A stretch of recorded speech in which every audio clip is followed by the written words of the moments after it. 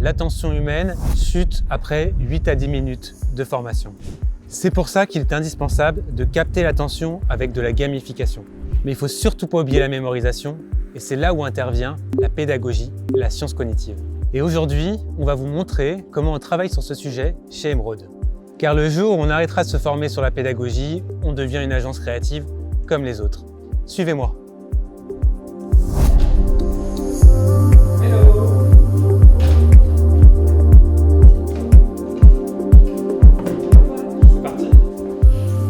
On regardera un petit peu ce qui se passe au niveau du cerveau lorsqu'il réalise un apprentissage. Et puis après, on va faire des focus.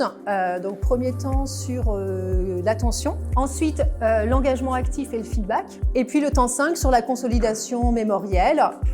Donc moi, je suis Anne-Eva Le Bourdet, je suis ingénieure de formation et ingénieure pédagogique spécialisée en neuroéducation.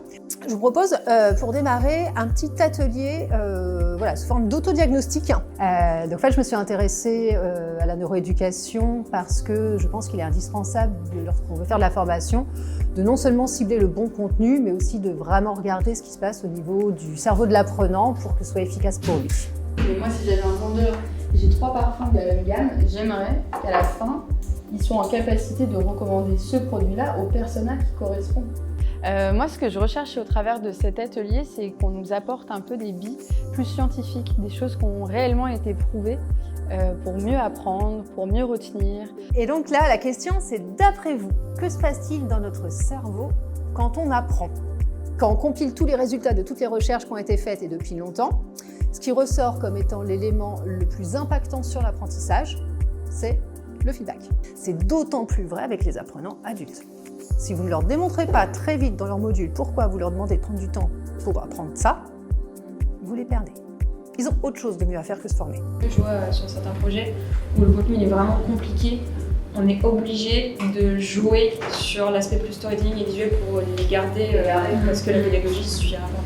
L'objectif, c'est d'avoir un point de vue externe aussi, en faisant venir des intervenants, pour comprendre quelles sont les meilleures pratiques qui sont utilisées récemment et d'être vraiment au courant de ça et de nous continuer à améliorer le process de comment mettre en forme tout ça dans des expériences digitales. Les mécaniques pédagogiques, comment est-ce qu'on adapte un contenu, les valeurs de l'entreprise, un truc démodé, les gens n'ont pas envie d'y aller, à trouver quelque chose qui met des étoiles dans les yeux de l'apprenant, quoi. Alors le plus stimulant pour moi, c'est quand je comprends pas tout de suite. Parce que là, on est obligé vraiment de se mettre, de partir de zéro et de suivre un petit peu le même parcours que va suivre l'apprenant pour qui on envisage l'expérience pédagogique. Donc j'aime bien ne pas comprendre parce que comme ça, je n'ai pas de biais et ça permet d'être plus efficace, je trouve. Les mécaniques de jeu, ça c'est clairement votre point fort. Qu'est-ce qu'on veut que la personne puisse faire dans son situation de travail? Mais en réalité, quand on est vendeur, je sais pas, chez Sephora, on n'a pas des « c'est bien, bravo, tu as fait quelque chose de génial aujourd'hui » tous les jours. Donc en fait, le voir dans un training, ça change un peu de leur quotidien. De leur quotidien, ouais. Alors nous, je pense qu'il n'y a pas de meilleur moyen que d'apprendre au fil de l'eau. Finalement, plus on a des clients variés, plus on apprend en fonction d'une entreprise ou d'une autre. Les besoins au terrain vont être différents, donc il n'y a pas mieux que de continuer à travailler avec son client et d'en apprendre chaque jour un peu plus. Parce que donc c'est ce qu'on appelle l'alignement pédagogique, théorisé principalement par Biggs. Le contenu n'a d'intérêt que s'il est au service des objectifs d'apprentissage qui ont été définis.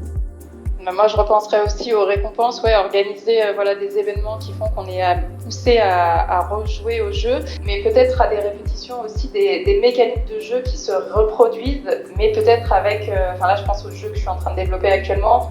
On utilise la même mécanique, mais avec un storytelling différent, des personnages différents, pour ancrer un même contenu pédagogique et avoir cette répétition. On a pu voir face à des cas concrets quels étaient les blocages face à la manière d'apprendre et comment trouver des solutions pour garantir justement cette bonne compréhension à travers autant l'émotion que le côté pédagogique. Pour ne parler que de moi, si on est vraiment à que des objectifs pédagogiques et que de utilitaire axé, moi je peux décrocher s'il n'y a pas un peu de respiration, quelque chose d'un peu léger. Et moi je mets juste un bémol, ou en tout cas un point de gêne sur le bien joué. Parce que ça peut ramener aussi l'apprenant à finalement c'est pas sérieux, c'est pas très important, c'est ludique, jouer c'est s'amuser. Bon, j'ai fini de jouer, maintenant je retourne bosser. Alors que nous, on veut vraiment qu'ils fassent des liens entre ce qu'ils font dans leur module et ce qu'ils font dans leur travail. C'est la fameuse compétence, transformation professionnelle. Il faut aussi un peu corser le jeu et le timer. Dans les longues formations, moi j'ai déjà fait, ça permet de réveiller l'utilisateur un petit peu. Ça permet de revenir avec un niveau d'attention plus élevé. Parfois, peut-être, vous pouvez avoir besoin d'objectifs de type affectif et de type psychomoteur.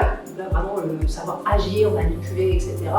L'apprentissage que j'ai trouvé le plus pertinent aujourd'hui, c'était un petit outil qui peut être pratique quand on met en place des projets de learning au quotidien, qui est la taxonomie de Bloom, qui permet de nous re-questionner sur comment on structure les projets et on atteint les objectifs d'apprentissage qu'on propose à nos clients. Vous voyez, donc dans notre tête, on peut avoir des choses qu'on connaît par cœur, mais on ne sait pas à quel moment on va les utiliser.